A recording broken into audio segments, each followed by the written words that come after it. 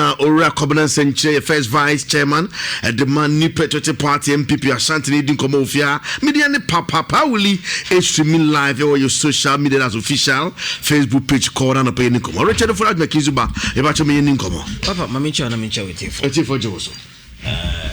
I am not many century to Asia, not to Papa, so say, I am not a Bonniam.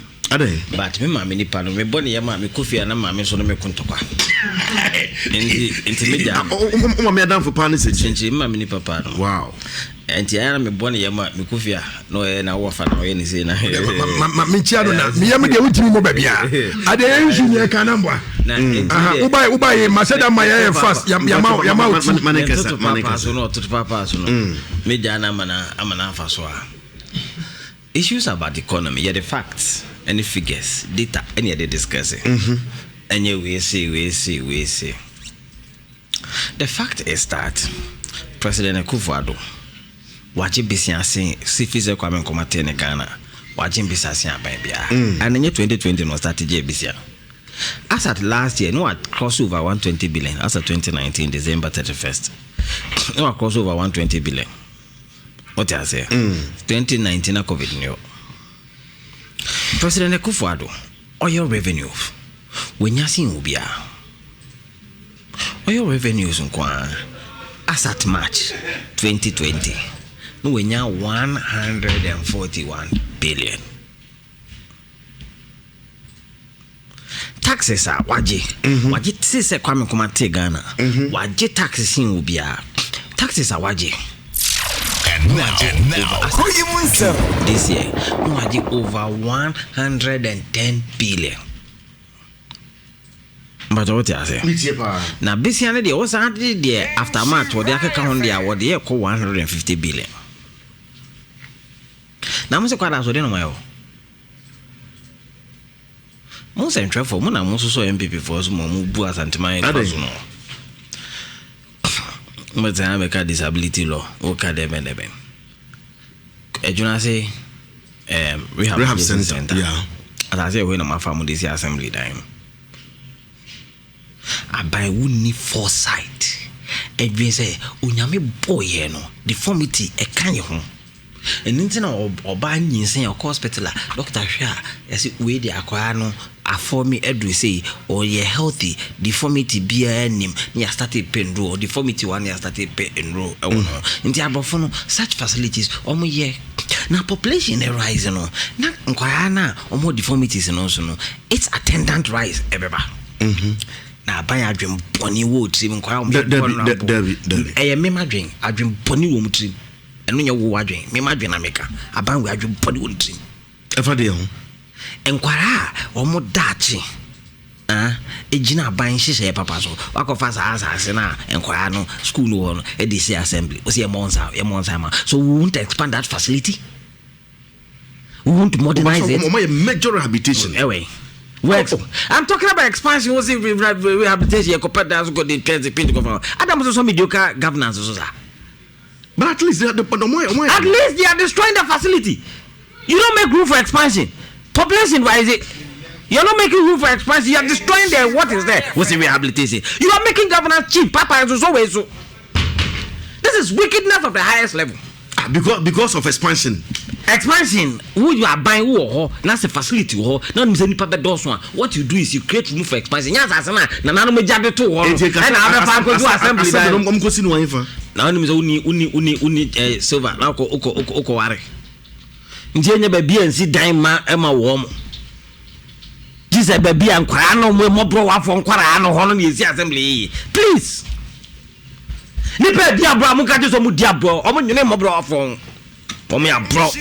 Muka no kwenche damfo inkudamfo. We are by amoto amuso. We no me yo. Honestly your opinion. I buy pasa. Buy I'm also almost where you put now project now papa when you're flying a wound project. Yeah, get ya from ya quiet cobwasi hosi pakunka kwa investors akese ayo Ghana wunia wait akwa for you mawi. Na so I said o me bibiama. na mo so ye ko why baby a ye why baby be 3 inches for so many years rehab center in major rehabilitation bia enti che so mo fa asase no nya sa no me I'm not talking about asante do asase mo fa I'm talking about the rehabilitation do mo fa asase na as school make to are chan population rising and you are happy usuzo wezu we are kwajunia na minimum so no but they are using asase mo another major project I want to run one and quite that thing where the future some one number no correct where do we go nyame obo asase omo bi nka hu etu nya asase bi amfa na ukofo bi asase ni o ana mo nkofo no yanko ye ni fobia ni kwa na so tubigede ni o ana mo asase kakara de mo ana mo nkofo gomete asase ni o uba asase tubigede ni mo asase ni o kotra kwa mo bro mo bubu afo na mo bo o mo na mo form asade na mbo matoja wa be jira update sound samrani mu bu mo bro afo na mu sisi wo mo na wo be bo we sound samrani a kire me ko economy ni so Kovo a year campaign. Catches a debt to GDP ratio. Around 60, 61, 62. Yeah, bro, a bit mad. We have 75%. Which I say, oh, Bobby, say on the head. What do you have What do you have to show? Throughout the 4 years of President Mahama, Sika Banism, taxes, loans, grants, Nina 196 billion. President Kufuor 4 years, he has clocked over 400 billion, meaning that President Mahama, when you half of the President Kufuor, but also when you investors, you co-invest of Ghana Medical Center,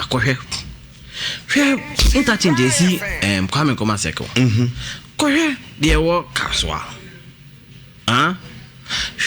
Afari Military Hospital.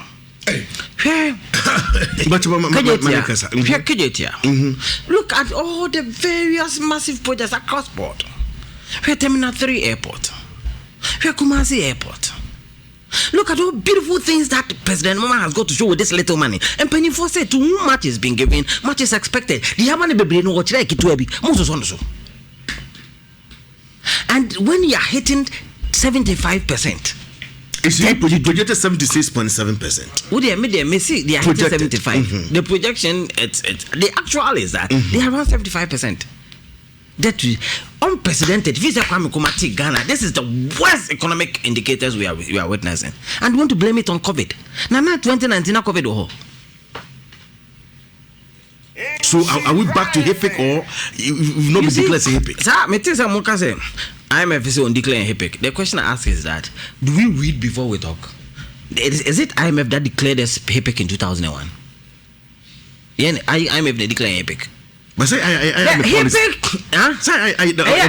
policy. Yes. But they don't declare you. You decide as a nation to join the highly indebted poor countries. Yeah, for that one is real. So after the time President Kufuor declared HIPIC, the country's external debt was 9.5 billion. That's a 2000. External debt. Go back and read. The country's external debt. As at the time of President Kufuor declaring HIPIC, it was $9.5 billion. And GDP to the debt to GDP ratio was around 50 or 60 something at that time. Very good. And I'm happy you remember the figures. It is if the country was owing 9.5 billion. And today we have gone into the regions of over 250 billion. Are we not more than HIPIC? Are we not more than HIPIC? Etinya have never declared HIPIC. Yeah, Suban declare HIPIC. The only difference is that this government on your boat, on your courage to say President Kufuor. And don't mean Kaseme HIPIC. No, but so that if there are some as much as once you have HIPICs be HIPIC yes. So there were other countries they can say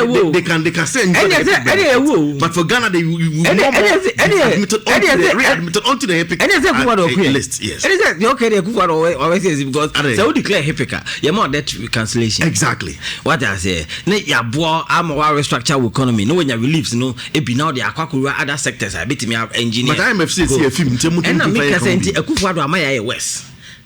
What is it? Because now what Jessica na me yundu odi aye IMF won say yetimi ma etientimi ma exikana nkede be che ye de che enye yenti Akufo-Addo de ahoma akose ko akwakuye wo di abro papa we wo kungana na me ha me ade na say wo ko ba bia MPP for ne NDC for do bia kan say round 2 please nti number 2 do bia da tuntre MPP ne NDC nya ba bi obi aka round 2 and 2 number 2 round 2 number 2 round 2 so round 2 different from number 2 I say mama round 2 na obe and I'm so for round 2 Kufa don one time na choose first one or choose for no second one or choose one when what did I mention I say Ethiopia and that's all my Ghana for yeah ba abeyen hye papa ama ye Ghana ohia donkodoko na Kufa do o man no e komu no na sika na ne manu cholete ko commercial bank no makwa wine boom na so papa ye mampanyi nti no de ye my sister's keeper o de ho mu nua ma no no ahwehwe ba bia scan fire de o se ya china me na dem what you say chrono excavators anya ntaban a etu goda nkofo awia kele de Japan am ye nya ho adanse ono aka je se kofu di wo mo ye wia goda figure na say sai time sa chrono ni nyina ye ba ma to atwa ya Ghana sika sama tutuye omo aye guo mo bank ahodo asom sa John bank back e mante no ye dwuma sa banks no mo luso mo dwuma no mo yire no kwa hu yehim o ma sa ba e ma wo kuma se o mo kokwan so o mo chese o mo sika sam nyina akufodo mo na ye basa o mo business sa san back bio wo mo dedeka ya aban agu banks ahodo kwa bone so ama o mo sika hihye ye ka ye ntua men's gold for o mo sika ko kama ye ka ya ko ye hihye pa mo nyina obi asa kan sika a man tell maba wow juma in the small scale sector no yeah this is a papa babe modernize small scale mining they are creating unprecedented employment opportunities across the various value chain in the mining sector and the Ghana dey need that's all and I'm say John mama o nti and that's all and the mesemo mamu to American ko awase no kufa wa Ghana wa no monyo wa no kon sana uhunu wa no condemn sana uhunu now the Ghana do you see anything to smile about Papa, do you see anything to smile about? With your mama Morgan Heritage. And maybe sorry. Is there anything to smile about? Mami Comra. Is there anything to smile? I'm asking a question. Is there anything to? Do you have hope when your country is in debt distress? He pick by COVID by IMF Yamusi Oko Highway ya 100 billion for could free. Still sakwaji another business. About it is calm the day. Papa, almost the other, it's a billion. Who convertible? What is it, ma? Who are opposition to whom? Now, tell me bien. Now, make an University of Ghana Medical Center, Mitchell Ridge Hospital, Coher Select Hospital, Coher Ghana Maritime Hospital, Coher Police Hospital, Mitchell no man can say Coher Terminal 3, and no man can say Dimu. Now, what you know, or the Champion. If you need anymore, Ebeka the Champs Plaza, Nana Jesse anymore, near Jusuka 3 inches as per Tabeda. If he Mistone anymore, Eko near Jaho, because I am Mr. Yajaho. I pass your stones and Yanyo near Jaho. Echo cover Echo Yanyaso Assembly of God near Juaka. You do a near Jaho. Now, Amana. I took Kana to do on. Would you jam to my bridge in Buno? Would you add the 3 inches and I shall answer 4.5. I was up with me, Honorable Richard Furajima. One of the bank swimming countries to see the Christmas in just around the canal, but Elizabeth Christmas now,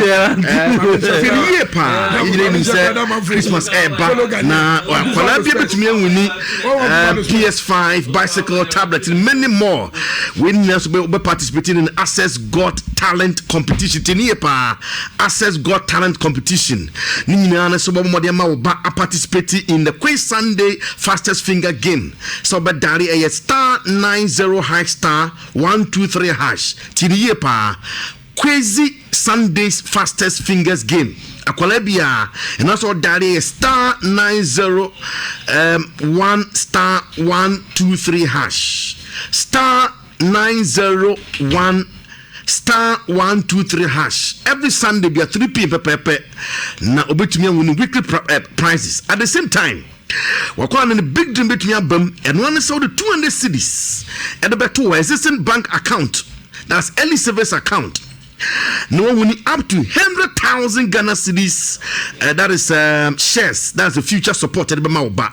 Binia, we BC da. It's Bomodia. We bet me any point. So by deposit early bid membership. Milestone, and that's a savings quarter point. And once our brother will ultimate 2,000 points, that will qualify you to win the grand prize. Meaning, Bomodia Sobo, so one Tiasia, but for AS 2500. 2500 and as we call ghana.accessbankplc.com/early service accessbankplc.com/early service.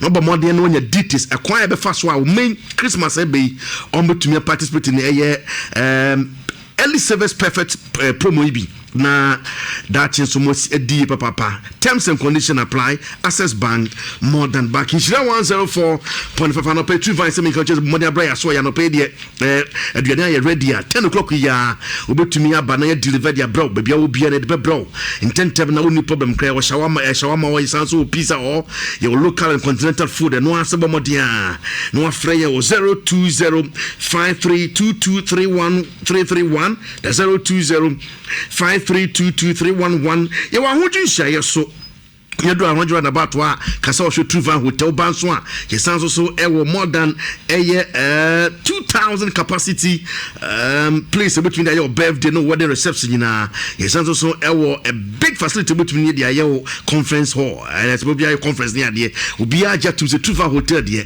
your hotel do be aja to fully air condition kwana obo more than brand be bien kwa papas and farm mount ye the snow fire skin cleanser e dia bar pimples ne black spot o mi be ye fu kama dia mount razor pump signina itu asekwa the mount yes also ewo and or two types your skin cleanser your pink box and blue box then you boa MAU bibia kama person so fortifying shampoo and tangle free conditioner ni na boa moba utia signina sabinka kakra wom e moto nyina ya motomoto kama we nyina e densu inde to na kofa ba your 49 Kojo Thompson Road Adabraka uko eye cosmetic shop bia ubenya eye snow fire skin cleanser bia to na say fortifying shampoo bia to and also fraying 0202240051 that's 0202240051 bia kwa papa so ndem but yempon honorable sinche yempon sports for unhwe chese mitie NDC for communicators na ase John Atamelse de wanyahwe na Irojet projects hospital from Menani Afari no ajekunkufu na na pe ho hihye eni sika bia aye sign ehun bibia parliamentary approval nyina 2002 eden no makariti mahama eje said na me wa assembly kejitia project enye John Mahama project kejitia project was initiated by ajekunkufu eni central market nyina ena it na ho fans nyina o masa me catch na ho fans woni do na japade kosi awa woni do na japade kosi awa ansa na kejitia ba commercial opinion ne kobusa awo kwajiye na osi rehab center mama renovate no ehon nya okra na rehab center no o jase ehon sa disability ayifo no na woni bibi wosi abesi assembly no kra ewo compound wo me I'm not aware muna mko ho na say any compound wo the other side the other side of the you know very good evidence wo kana o masasi so and it will make even the assembly to take care of the people more than any other head because and for no more 3% of our common fund I was say the more mafia and lo and behold one who say who do cost of foreign now send for more when men this for an office once a school that and just school for assassin and no and just school for assassin NDC for kwa di potapa kwa assassin